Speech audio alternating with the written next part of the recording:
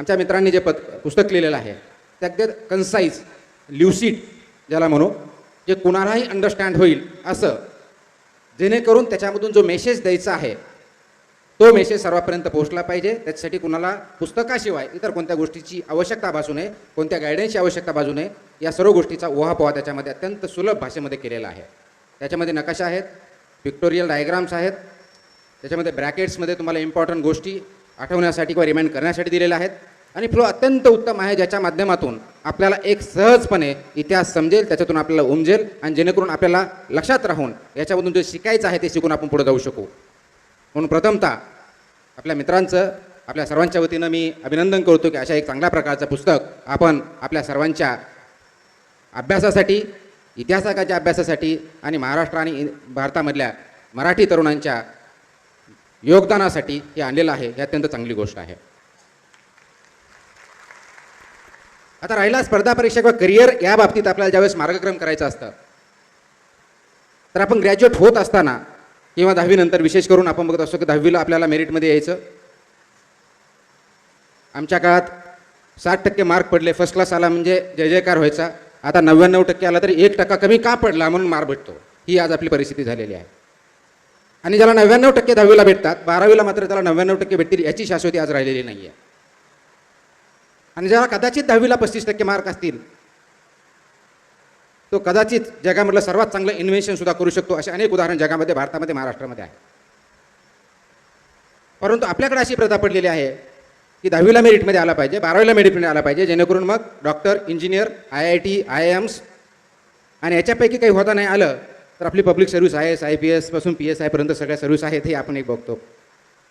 या दृष्टिकोनाकडून करिअरकडे आपण बघत असाल तर कृपया तो दृष्टिकोन चेंज करणं गरजेचं आहे. पेरेंट्सने चेंज करणं गरजेचं आहे, विद्यार्थ्यांनी आणि जे स्पर्धक आहेत त्यांनी सुद्धा चेंज करणं गरजेचं आहे. आतापर्यंत करिअरमध्ये काय घडलं याच्यापासून निश्चित बोध घ्या, म्हणजे इतिहासातून बोध घ्या. परंतु त्याच्यावरती आपल्या फ्युचरची आखणी संपूर्णपणे करणं हे तेवढं योग्य नाही. या स्टेजला ज्यावेळेस आपण एक ग्रॅज्युएशन स्टेजला म्हणजे 20-21 वर्षाच्या आसपास असू, त्यावेळेस आपल्याला एवढं आकलन होत असतं की आपल्या स्ट्रेंथ्स काय आहेत, विकनेसेस काय आहेत, ऑपॉर्च्युनिटीज काय आहेत, याच्यावरती विचारमंथन होणं जास्त गरजेचं आहे. आपण खूप मोठ्या प्रमाणात कन्सल्टन्स करतो की तुकाराम मुंडे आले त्यांचं गायडन्स घेतलं, विश्वास नांगरे आले त्यांचं घेतलं, महेशजी आले त्यांचं घेतलं, किरण आला त्यांच्याकडून घेतलं, आणखी अनेक क्लासेस लावले. यांनी एक पुस्तक सांगितलं अग्निहोत्रीचं, मी दुसरं कोणतं तरी DD बसूच सांगितलं, मी सगळे पुस्तक वाटले, मग मला जास्त नॉलेज भेटलं आणि म्हणून मी आता सक्सेस होणार. हा जर अप्रोच आपण ठेवत असाल तो अप्रोच अत्यंत चुकीचा आहे. तो आपण बदलला पाहिजे. आपण निश्चित विचारमंथन करा, आपल्या याच्यावरती कन्सल्टन्सी घ्या. आपल्याला खूप लोकांकडून, ज्याला आपण मराठीमध्ये ऐकावे जनाचे करावे म्हणावे, आपण खूप जणांची निश्चित सक्सेस कॅन्डिडेट बरोबर, फेलियर कॅन्डिडेट बरोबरही, परीक्षेतले फेलियर यांच्याबरोबर चर्चा केली तर आपल्याला लक्षात येईल या यशाचा मंत्र कुठं आहे. तो आपण अंडरस्टँड केला तर आपल्याला कमी कष्टामध्ये लवकर यश भेटू शकतं. याची अनेक उदाहरणं आपल्यासमोर आहेत. तो मार्ग आपल्याला अवलंबला पाहिजे. आणि म्हणून त्या दृष्टिकोनातून आपल्याला, मला जो काही मेसेज द्यायचा थोडक्यामध्ये तो हाच असेल की आपल्या इतिहासावरती अवलंबून 100% पुढचं नियोजन करू नका. आपल्या इतिहासावरती स्वतःच्या जो काही आपला अकॅडमिक करिअर ग्राफ आतापर्यंत राहिलेला आहे त्याच्यावरती निश्चित विचार करा, त्याच्यातून निश्चित शिका. आणि बाकींच्या बरोबर चर्चा केल्यानंतर आपल्याला नेमकं काय करायचं हे ध्येय अगोदर ठरवा. असं होत नसेल तर आपण निश्चितच लॉंग टर्म प्रोसेसमध्ये जातो आणि लॉंग टर्म प्रोसेसमध्ये गेल्यानंतर मग एक त्या विशेष सर्कलमध्ये आपण अडकायला गेलो, मग पहिला अटेम्प्ट, मग दुसरा अटेम्प्ट, तिसरा अटेम्प्ट, 7वा अटेम्प्ट, मग याच्याऐवजी मध्येच MPSC करायची का 2 अटेम्प्टची नाही, मग मध्येच एक नेट परीक्षा देऊन MA करून मी काहीतरी लेक्चरशिप करतो, मग माझं फायनान्शियल स्टॅबिलिटी येईल, मग कुटुंबावरती माझं दायित्व राहणार नाही आणि मग मी करेल. ह्या द्वंद्वामध्ये जर पडला तर आपला टाईम जो प्रेशियस आहे तो मात्र नुकसान होईल. आणि त्या टाईमचं जे नुकसान होईल ते इरेपेरेबल आपण ते नंतर करू शकणार नाही. आणि म्हणून ते जर होऊ द्यायचं नसेल तर राईट इन द बिगिनिंग आपल्याला ध्येय ठरवावं लागेल. परंतु आपलं होतं काय, आपल्याला काय करायचं आहे, वाट आपल्यासमोर प्रश्न असतो. ग्रॅज्युएट झालं काय करायचं आहे, नोकरी बघायची. मग नोकरीचे ऑप्शन्स काय आहेत आपल्यासमोर. मग पोस्ट ग्रॅज्युएट करून लेक्चरशिप होणं एक आहे, ग्रॅज्युएट MPSC आहे, UPSC आहे, स्टाफ सिलेक्शन कमिशन स्पर्धा परीक्षेत आहेत, प्रायव्हेट सेक्टरमध्ये कुठे नोकरी लक्षात हे आहे, पार्ट टाईम जॉब आहे, वगैरे वगैरे अनेक ऑप्शन्स आहेत. पण हे माझं तात्पुरतं आहे. मग मला लॉंग टर्ममध्ये अभ्यासही करायचा आहे, पार्ट टाईम नोकरी पण करायची आहे, फायनान्शियल अडचणी पण आहेत, कुटुंब मला सपोर्ट करू शकत नाही. मग मी काय करणार, तर मला शॉर्टकट, इकडचा एक शॉर्टकट, दुसरा एक शॉर्टकट, तिसरा एक शॉर्टकट बघणार, मला जेवढं शक्य आहे त्याप्रमाणे करणार. ते करत असताना पुढे आपण करतो हे करायचं, मग कशा पद्धतीने करायचं आहे, वाय म्हणजे हाऊ, मला कशा पद्धतीने करायचं आहे. मला IAS व्हायचं आहे, येस मी ठरवलं. मला डेप्युटी कलेक्टर व्हायचं आहे, ठरवलं. मला IPS व्हायचं आहे, ठरवलं. मला एक बिझनेसमॅन व्हायचं आहे, ठरवलं. वन्स यू डिसाईड दिट, मग पुढे म्हणतो कसं, मग त्याचा अभ्यास काही, पहिली स्टेप काय ही, दुसरी स्टेप काय ती. UPSCच्या बाबतीत पहिली काय प्रिलिम्स, दुसरी काय मेन्स, तिसरा इंटरव्ह्यू. मला बिझनेस बनवायचं आहे, मग MBA डिग्री करायची का, नाही मग नोकरी करायची का, मग नोकरी करू काही दिवस, मग या सेक्टरमध्ये करायचा, तो सेक्टर निवडला.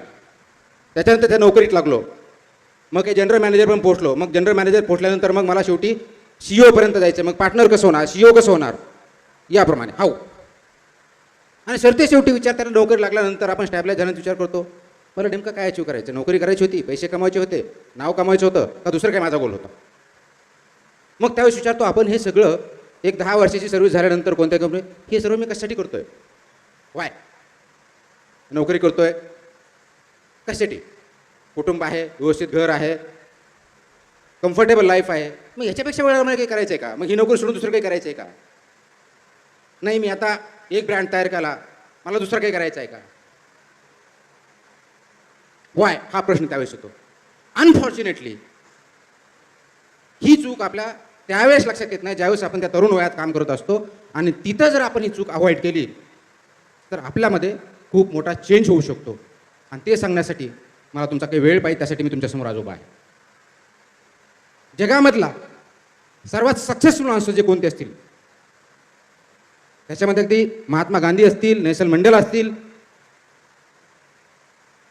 अब्राहम लिंकन असतील, जवाहरलाल नेहरू असतील, क्रिकेटर सचिन तेंडुलकर असेल किंवा इतर कोणी असतील, हे त्यात अत्यंत उंचीच्या दर्जावरती जिथं कोणीही पोहोचू शकणार नाही अशा ठिकाणी का गेले आणि त्यांचा तो बेंचमार्क का झाला, याचा जर आपण विचार केला तर त्यांची thinking process he what, how, Y या प्रिन्सिपलनुसार नव्हती, म्हणून तिथपर्यंत गेले. मग यांची थिंकिंग प्रोसेस नेमकी होती कशी, तर यांची थिंकिंग प्रोसेस अगदी उलटी होती. प्रथम व्हाय, मला जे काय करायचे ते कशासाठी करायचं, I have to decide myself. मला IAS बनायचं आहे तर कशासाठी, मला क्रिकेटर व्हायचं आहे तर कशासाठी, मला लीडर व्हायचं आहे तर कशासाठी, मला कलेच्या क्षेत्रात काम करायचं ते कशासाठी. आणि मग हाऊ, वाय ज्यावेळेस मी शोधतो त्यावेळेस मला खूप विचारमंथन करावं लागतं, कारण तो सर्वात टफ प्रश्न असतो आणि जनरली तो पण अवॉइड करत असतो. Please do not avoid that question. त्या प्रश्नाला बगल देऊ नका, तो प्रश्न विचारा, गंभीरपणे विचारा. वाय, तुम्हाला काही टीचर व्हायचं असेल नो प्रॉब्लेम, तुम्हाला शेतकरी व्हायचे असेल नो प्रॉब्लेम, तुम्हाला विश्वासासारखा अगदी डॅशिंग ऑफिसर व्हायचं असेल नो प्रॉब्लेम, किंवा अगदी तुम्हाला राष्ट्रीय नेता व्हायचं असेल नो प्रॉब्लेम. पण त्याला प्रश्न हा विचारा की why do you want to do that, why do you want to become that person in your career. आणि हे जोपर्यंत तुम्ही डिसाईड करणार नाही तोपर्यंत तुमची त्या लेवलची कमिटमेंट तिथं असणार नाही. ती कमिटमेंट तुमच्यापर्यंत आली तर तुमचा जो गोल आहे तो अचीव करायला जास्त वेळ लागत नाही. आणि मग प्रथम तुम्हाला प्रश्न विचारायचा आणि त्याचं उत्तर जे शोधायचं आहे ते वाय, कशासाठी. ते शोधल्यानंतर दुसरा प्रश्न विचारायचा हाऊ, कशा करणार आहे मी, how am I going to do that, this way, that way, this much time. ही तुम्हाला तुमची मेथडॉलॉजी हे ठरवावे लागणार आहे. मग परीक्षेच्या बाबतीत म्हणलं मी पुण्यात राहून करणार आहे का दिल्लीत राहून करणार आहे, क्लासेस लावून करणार आहे का बिगर क्लासेसचं करणार आहे, all these questions will come in how. आणि ते डिसाईड झाल्यानंतर मग हे मी डिसाईड केलं पाहिजे की काय, मग आता ती प्रत्येक स्टेप अचीव करण्यासाठी मला काय करायचं आहे, वन बाय वन. हे थोडक्यात तुम्हाला स्पर्धा परीक्षेच्या बाबतीत सिव्हिल सर्व्हिसेसचं एक्झाम्पल घेऊन किंवा कोणत्याही सेक्टरमध्ये आपल्याला जर घ्यायचं त्याचं उदाहरण घेऊन तुम्हाला एक 2 मिनिटामध्ये मी समजून सांगतो की समजा तुम्हाला IAS व्हायचं किंवा IPS व्हायचं आहे, कारण आता स्पर्धा परीक्षेच्या दृष्टिकोन आपण बोलत आहोत. हे तुम्ही ठरवलं की मला IAS एक भारतामधलं दारिद्र्य निर्मूलन करण्यासाठी व्हायचं, किंवा समाजामध्ये चांगला मेसेज जावा, समाजामध्ये विकास व्हावा या दृष्टिकोनात व्हायचं आहे, की मला नक्षलिझम जे आहे ते संपवायचं आहे. प्रत्येकाचा गोल त्याच्या पाठीमागचा वेगळा असू शकतो. फक्त एक गोल पब्लिक सर्व्हिसमध्ये येताना डोक्यामध्ये ठेवू नका, आणि तो म्हणजे पैसे कमवायचा. ते ठेवून कोणताही गोल तुम्ही ठरवा की त्यासाठी पब्लिक सर्व्हिसमध्ये या. तुम्हाला जर पैसे कमवायचे तर public service is not the right field. Private सेक्टरमध्ये आपल्याला बिलियन्स ऑफ डॉलर्स आपण कमवू शकतो, तेवढं टॅलेंट आपल्याकडे आहे. शेतीमध्ये कमवू शकतो का टेक्नॉलॉजीच्या माध्यमातून कमवू शकतो. म्हणून तुम्हाला पब्लिक सर्व्हिस जर चूज करायची असेल तर ती का करायची आहे हा अगोदर, मग त्याच्यामधलं कोणतंही पब्लिक सर्व्हिस असेल, अगदी STI असेल, क्लर्क असेल, तर अगदी कॅबिनेट सेक्रेटरीपर्यंत असेल, कोणतेही असेल, तर ते का हा ज्यावेळेस प्रश्न विचारेल, जर तुम्हाला एखादा IAS व्हायचं आहे, IPS व्हायचं आहे, PSI व्हायचं आहे, डेप्युटी कलेक्टर व्हायचं आहे, कोणताही व्हायचं आहे, वन्स यू डिसाईड दिस की माझा पुढचा प्रश्न असेल तुम्ही कसे करणार, त्या IAS व्हायचं म्हणजे कसे करणार, कसं होणार, तर साहजिकपणे तुमच्या डोक्यात उत्तर असेल की परीक्षा देऊन होणार, परीक्षा पास होऊन होणार. बरोबर आहे? Yes or no? मला उत्तर येत नाही ऐकायला. आपल्या UPSC परीक्षेमध्ये सर्वसाधारण प्रिलिमला 7 ते 10 लाख मुलं दरवर्षी अपिअर होतात. त्याच्यातले IAS IPS बघितलं तर 200 ते 300च्या दरम्यान असतात. याचा अर्थ परीक्षा देऊन सर्वजण IAS IPS होत नाही. परीक्षा सर्वजण देतात पण होत नाही. मग काय करायचं?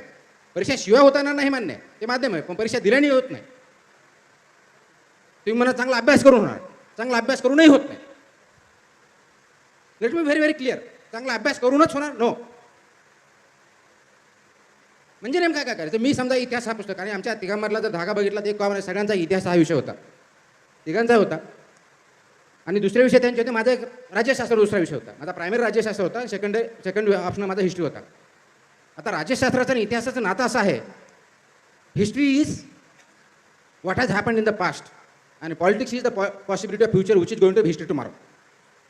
याचं कोरिलेशन आहे. आणि म्हणून मला जर एखादा हिस्ट्री विषय घेऊन, पॉलिटिकल सायन्स विषय घेऊन, पब्लिक ॲडमिनिस्ट्रेशन विषय घेऊन मला UPSC परीक्षा पास व्हायचं असेल किंवा IAS किंवा IPS जी पोस्ट पाहिजे ती घ्यायची असेल, तर मी फक्त परीक्षा देऊन किंवा अभ्यास करून मी IAS IPS होईल असं जर कोणी म्हणत असेल तर ते अत्यंत चुकीचं आहे, अर्धवट आहे. अभ्यास करावा लागेल, परंतु फक्त अभ्यासावरती तुम्ही होणार नाही. तुम्हाला जे लागणार आहे ते सर्वात महत्त्वाचं म्हणजे हायेस्ट मार्क्स लागणार आहेत. मार्क्सशिवाय तुम्ही परीक्षा द्याल, फेल व्हाल किंवा पाहिजे तेवढे मार्क्स पडणार नाहीत. म्हणून तुमचा गोल हा परीक्षा देणं एवढा नसून परीक्षेमध्ये हायेस्ट मार्क भेटवणे हा असला पाहिजे. आणि तो जोपर्यंत तुम्ही डिसाईड करत नाही तोपर्यंत तुमचा गोल हा कदाचित नॉलेज किंवा माहिती, अभ्यास करणे, माहिती गोळा करणे, नॉलेज घेणे, प्रश्न लिहिणे, उत्तर लिहिणे इथपर्यंत राहील. हा तुमची प्रोसेस आहे. Please understand that is not your गोल. तुमचा गोल हा हायेस्ट मार्क भेटवायचे. मग पुढचा प्रश्न साहजिक तुमच्यासमोर आहे की हायेस्ट मार्क भेटवायचे म्हणजे नेमकं काय करायचं? तर त्यासाठी तुम्हाला बेस्ट पॉसिबल आन्सर तुम्हाला लिहावे लागतील. Best possible answer.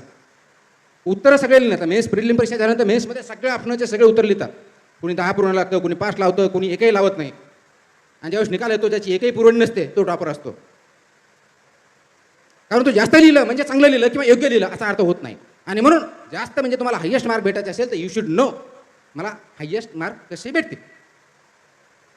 आणि हायेस्ट मार्क जर भेटवायचे असतील तर मग तुम्हाला त्या परीक्षेचा अभ्यास करावा लागेल. आणि म्हणून सिव्हिल सर्व्हिसेस असेल किंवा कोणतीही परीक्षा असेल, प्रथमतः स्पर्धा परीक्षा ज्यावेळेस आपण बघतो त्यावेळेस त्या स्पर्धा परीक्षेचं नेचर हे समजून घ्यावं लागेल. ती स्पर्धा परीक्षा कशासाठी घेतली जाते बघावं लागेल. आणि त्याच्या प्रश्नपत्रिकाचा अभ्यास केल्यानंतर अभ्यासाला सुरुवात करावी लागेल. हे जोपर्यंत तुम्ही समजून घेणार नाही तोपर्यंत तुमचा वेळ वायाला जात असतो. आपण काय करतो? पहिला म्हणजे आम्ही तो अनुभवला, आम्ही सर्व त्याच्यातून गेलेलो आहोत. प्रिलिम्स पहिल्या अटेम्प्टला प्रिलिम्स पास झालं की आपण अगदी सह्याद्रीच्या वरती टोकावरती असतो. आता माझ्या एवढा हुशार दुसरा कोणी नाही. पहिल्या अटेम्प्टमध्ये ग्रामीण भागातून आलो तरी मी पास होऊ शकतो, म्हणजे मी आता सगळं IAS होणारच याचा अटेम्प्टला. जसाच मेन्सचा अभ्यास चालू होतो, मेन्सचा रिझल्ट येतो, आपण खाली आलेलो असतो आणि पुढची प्रिलिम्स आलेली असते त्याची फेल होण्याची परत भीती असते. त्याचं कारण असतं की कदाचित प्रिलिमच्या दृष्टीने ऑब्जेक्टिव्ह ज्यावेळेस क्वेश्चन असतात आणि आपल्याकडे शाळा शिक्षण पद्धतीमध्ये घोकमपट्टी हा खूप मोठ्या प्रमाणात, कदाचित त्याच्यामुळे आपण प्रिलिममध्ये पास होऊ शकू. मेन्समध्ये होईल की नाही याची गॅरंटी नाही. म्हणून प्रिलिमला स्क्रीनिंग टेस्ट असं म्हणतात. आणि मेन्समध्ये आपण जात नाही आणि मग त्या मेन्समध्ये आपण पास केलं. पहिल्या वेळेस असे उत्तर लिहिले, ठीक आहे, म्हणजे मी 4 पुस्तक वाचले, आता मी 6 पुस्तक वाचणार. म्हणजे हिस्ट्रीचे मी 4च वाटले होते, एन्शियनचे आता मी 6 वाचणार. आता प्रत्येक टॉपिकवरती 1 वाचणार आणि ते वाचल्यानंतर उत्तर लिहून मग मी आणखी मार्क वाढवणार. पुढच्या वेळेस जसे 10 मार्क पडतात, 15 मार्क येतात, आपण ज्याला जिथं जायचं तिथं जात नाही. याचं कारण असं असतं की आपण जास्त पुस्तक वाचून फक्त माहिती जास्त गोळा करू शकतो, नॉलेज नाही. आणि ही परीक्षा तुमची माहिती किंवा तुमचं नॉलेज एवढं चेक करत नाही तर तुमची अबिलिटी चेक करत असतं. ती अबिलिटी तुमच्यामध्ये आहे की नाही, ज्या तुमच्याकडे नॉलेज आहे, जेवढे पुस्तक वाचलं आहे त्या अपेक्षित असलेल्या तुमच्याकडे जे काही तुटपुंज नॉलेज असेल त्याचा उपयोग तुम्ही त्या उत्तरामध्ये किती चांगल्या प्रकारे करता जेणेकरून तुम्हाला हायेस्ट मार्क भेटू शकतील. हे जो पण तुम्हाला समजणार नाही तोपर्यंत या परीक्षेचं गमक आपण निश्चित करू शकणार नाही. आणि म्हणून आपल्याला ती प्रश्नपत्रिकाचा अभ्यास करावा लागेल, कोणत्या प्रकारचे प्रश्न विचारले जातात याचा अभ्यास करावा लागेल, त्या अनुषंगाने टॉपिक वाईज जावं लागेल आणि त्या टॉपिकच्या प्रत्येक टॉपिकवरती अभ्यास करून मग त्या अनुषंगाने उत्तरं लिहायची प्रॅक्टिस करून बेस्ट पॉसिबल आन्सर लिहिलं तुम्हाला बेस्ट मार्क भेटू शकतील.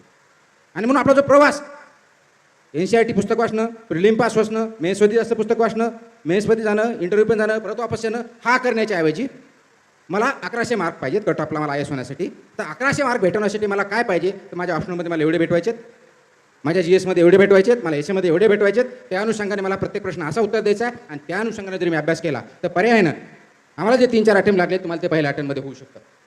परंतु ती स्ट्रॅटेजी तुम्हाला त्या पद्धतीनं करावी लागेल. आणि म्हणून तुमचा वेळ वाचवायचा असेल तर त्या पद्धतीने करा. हे लक्षात ठेवा, आज मला अटेम्प्ट किती आहेत म्हणून किती एक्झॉस्ट करणार हा तो वेळ राहिलेला नाही आहे. कदाचित एक 20 वर्षापूर्वी 25 वर्षापूर्वी एवढे करिअरचे ऑप्शन्स आपल्यासमोर नव्हते. आज जेवढे करिअरचे ऑप्शन्स आपल्यासमोर ओपन आहेत 1990च्या दशकात ते नव्हते. लिबरलायझेशन झाल्यानंतर, इकॉनॉमी ओपन झाल्यानंतर आपल्याकडे खूप मोठ्या प्रमाणाचे प्रायव्हेट सेक्टरमध्ये सुद्धा अत्यंत चांगले ऑप्शन्स ओपन आहेत. एका सेक्टरमध्ये जर आपला यश येत नसेल तर त्याच्यावरती चिंतन वेळेवर केलं पाहिजे, त्याच्यावरती उपाय वेळेवर शोधले पाहिजेत. त्याच्या शक्य नसेल तर आपल्याला बेस्ट पॉसिबल दुसरा ऑप्शन शोधला पाहिजे. माझा तुम्हाला ॲडवाईस राहील की तुम्ही या पद्धतीने प्रोफेशनल काम करा. आपल्याला जास्तीत जास्त 2 ते 3 अटेम्प्ट द्यायचे, शक्यतोवर पहिल्याच व्हायचं. पण जर आपला गरज पडली तर 2 ते 3 अटेम्प्टमध्ये आपल्याला टॉपमध्ये जायचं आणि काम करायचं. नसेल तर तुम्ही सोडून देणे ह्या दृष्टिकोनातून काम करा. तुम्ही जर पंचवार्षिक योजना तयार केली तर किती पंचवार्षिक येतील आणि किती जातील याचा ताळमेळ पण आपल्याला लागणार नाही आणि आपलं करिअर बर्बाद होईल. ते करू नका, त्या भ्रमात राहू नका. हे करताना जी काही प्रिपरेशन करावं लागेल, त्यासाठी वेळ लागेल, तो पूर्णपणे द्या. आणि म्हणून जीवनामध्ये फक्त एक स्पर्धा परीक्षा पास झालं किंवा फेल झालं म्हणून जीवनामधून पास किंवा फेल झालं असं नसता. आपण प्रत्येक गोष्टीतून लर्निंग केलं पाहिजे. म्हणून जसं सुजित बोलला की आपण सर्व वारकरी आहोत, आपला कुठेतरी विठ्ठल आपला जो काय कोणताही असेल, विठ्ठल याचा अर्थ तुमचं ध्येय मी म्हणतो, ते ध्येय गाठायचं असेल, ते सर्वात महत्त्वाचं ध्येय जर काय असेल तर सॅटिस्फॅक्शन हे आहे. At the end of the day मला सॅटिस्फॅक्शन झालं की मी आनंद झालो, येस मला आजच्या दिवसाचं सार्थक झालं. एवढी वेळ मला संध्याकाळी झोपताना आली पाहिजे. आणि ती जर वेळ दररोज येत असेल तर त्याच्या एवढा दुसरा चांगला माणूस किंवा प्राणी असू शकत नाही. त्या सॅटिस्फॅक्शनसाठी काम करा, त्या सॅटिस्फॅक्शनसाठी अभ्यास करा. आईवडिलांना IAS व्हायचं आहे म्हणून सांगितलं म्हणून करू नका. तुम्ही जर त्याच्यात हॅपी नसाल तर तुम्ही नका. तुम्हाला जर हॅपीनेस इंजिनिअरिंग वाटतोय इंजिनिअरिंगमध्ये करा. तुम्हाला जर हॅपीनेस टीचरमध्ये वाटतोय त्याच्यामध्ये करा. पण बी द बेस्ट. आपल्या सर्वांचं ध्येय एकच आहे, पुढचे पावलं टाकणं हे नाही आहे. प्रत्येक सेक्टरमध्ये जो कोणतं सेक्टर मी निवडेल त्याच्यामध्ये मी लीडर असेल. आणि तुमचं आणि आमचं आणि विशेष करून आम्ही जे इकडे बसतो या सर्वांचं सर्वात महत्त्वाचं ध्येय काय आहे तर आमचे फॉलोअर्स क्रिएट करणं हे आमचं ध्येय कधीच असू शकत नाही. असं जर गांधीजींनी म्हटलं असतं, असं जर नेहरूंनी भेटलं असतं तर आज आपला देश स्वातंत्र्य झाल्यानंतर फॉलोअर्स तयार केले असते. They created leaders. आणि लीडरची सर्वात मोठी क्वालिटी जर कोणती असेल तो create leaders in each one of you. म्हणून तुमचं आणि माझं ध्येय या समाजामधल्या प्रत्येक घटकामध्ये लिडरशिप प्रोव्हाइड करणंच म्हणजेच लीडर तयार करणं हे आहे. ते जर आपण करू शकलो तर कोणत्या क्षेत्रामध्ये आपण उंच भरारी घेऊ शकतो, जीवन सार्थकी लागू शकतं. या दृष्टिकोनातून काम करा. हे करत असताना अडचणी अनेक येतील. म्हणून मी या बॅकग्राऊंडचा आहे, या कास्टचा आहे, या रिलिजनचा आहे, मला फायनान्शियल बॅकअप नाही म्हणून मला ह्या अडचणी येतात, हे जर कोणी म्हणत असेल तर साफ चुकीचं आहे. आपला अप्रोच बदला. तुमच्या पास्टवर तुमचं फ्युचर ठरू शकत नाही, तुमच्या प्रेझेंटवरती तुमचं डेफिनेटली फ्युचर ठरतं. मी थिंकिंग कसा करतो याच्यावरती तुमचं भवितव्य अवलंबून आहे. आणि म्हणून आपण आज जे दिसतो, आज जे बोलतो हे रिफ्लेक्शन पास्टचं आहे. आणि पुढं कसं राहणार आहे, आजचा जी थॉट प्रोसेस आहे त्याच्यावरती पुढचा फ्युचर डिसाईड होणार आहे. आज आपल्यासमोर कोणी बोलत असताना किंवा आपण ज्यांना आदर्श मानतो असे कोणते व्यक्तिमत्व असताना आपण असं सांगतो की हा IASचा मुलगा आहे म्हणून खूप हुशार आहे, हा मंत्र्यांचा मुलगा आहे म्हणून अत्यंत त्याला नोकरी चांगलीच भेटणार किंवा तो पॉलिटिशियन होणार किंवा डॉक्टर होणार. का तो डॉक्टरचा मुलगा आहे. अधिकाऱ्यांचे मुलं अधिकारी होणार, ते अत्यंत वर्गामध्ये पहिलाच राहणार. हे एक आपला सर्वसाधारण बघण्याचा दृष्टिकोन असतो. हा दृष्टिकोन का असतो याच्यामध्ये आपण काल जात नाही. आपण असं बघतो का की तुकाराम मुंडे आहे यांचा मुलगा आहे म्हणजे शाळेमध्ये पहिलाच आला पाहिजे आणि तो हुशारच असला पाहिजे कारण तुकाराम मुंडे हुशार आहेत. असं जर जीन्सच्याद्वारे असतं तर कदाचित आईन्स्टाईनची आतापर्यंत भरपूर आईन्स्टाईन झाले असते. तसं होत नाही. ते का होत नाही तर मुळामध्ये जी एक पर्सनॅलिटी प्रत्येकाची असते ती युनिक असते. ती युनिक कशी असते तर कॉलेजमध्ये तुम्ही हा शाळेमध्ये कॉलेजमध्ये असताना की आपण बघतो एखादा मुलगा एकदम चांगले कपडे घालून घेतो, त्याच्याकडे नेहमी बघता म्हणतो की हा टिपटॉप राहतो. एखाद्याची बाईक अत्यंत चांगली असते, त्याची बाईककडे बघितलं की अगदी नवीन वाटतं, 10 वर्ष जुने असले तरी वाटतं. एखादी मुलगी अगदी सुंदर असते, तिचे केस चांगले असतात, नाही केस असावेत ते माधुरी दीक्षित सारखे. हे का? त्याचं कारण असं आहे की एक ऍक्टिव्हिटी आपण ज्यावेळेस करतो, ती एक ऍक्टिव्हिटी न राहता काही दिवसामध्ये ती आपली सवय होऊन जाते. It becomes habit. ही कुठून येते? तर पहिली तुमच्या डोक्यात थॉट प्रोसेस चालू होते. प्रत्येक जणाकडे शूज असेल किंवा चप्पल असेल, ते पायात घातलेले असेल, आणि 2 मित्र असतील, एकाच दिवशी 2 शूजच्या पेअर घेतले असतील, 10 दिवसानंतर बघितल्यानंतर एक लक्षात येते, एक जसा त्याचा चांगला वाटतो, दुसऱ्यावरती 1 महिना किंवा 2 महिने झाला असं वाटतं. का? एकाने त्याला टापटीपणे साफसूफ ठेवलंय, दुसरा त्याच्याकडे साफसफाई करत नाही. हॅबिट, सवय.